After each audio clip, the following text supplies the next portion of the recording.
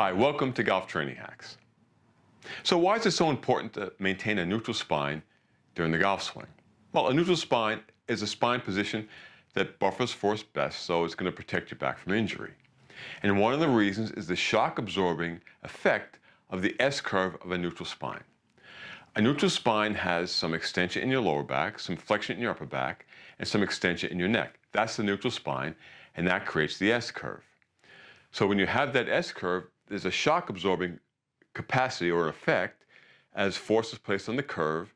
That curve can compress as the force is taken away, it releases. So we have this shock-absorbing capacity in the spine that effectively disperses forces across bony structures, discs, muscles, connective tissue, and fascia. So that's so important.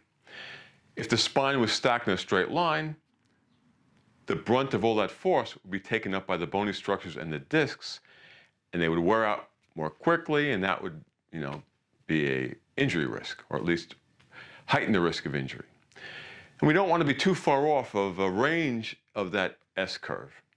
If you have too much extension or too much flexion, you're also going to be at risk for injury because you're going to be too far out of the range of a normal S-curve, and that shock-absorbing capacity or effect is going to be hindered and limited, so it's going to put you at a heightened risk for injury when there's force placed on the back.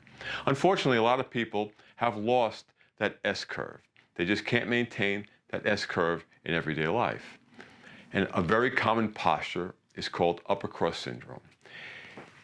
It's characterized by too much flexion in your upper back, so that means the upper back is rolled too far forward, the shoulders are compressed to the chest, the chin is protruded out. So people with upper cross syndrome have lost that S-curve, that neutral spine. They've lost that shock-absorbing capacity, or at least limited it, and that places their back at a heightened risk for injury. Now, the reason why upper cross syndrome, the reason why people have upper cross syndrome is an imbalance between muscles in the front of their torso and their upper back. So it's so important to be able to maintain a neutral spine, to be able to maintain that S-curve in everyday life, especially when force is placed on your back. But it has to be reflexive. You can't think your way into always keeping a neutral spine, right? It has to be a reflexive response to movement, to gravity, and to force. So if you can't maintain a neutral spine in everyday life, good luck doing it during a high force, high velocity movement that we call the golf swing. Thanks for watching.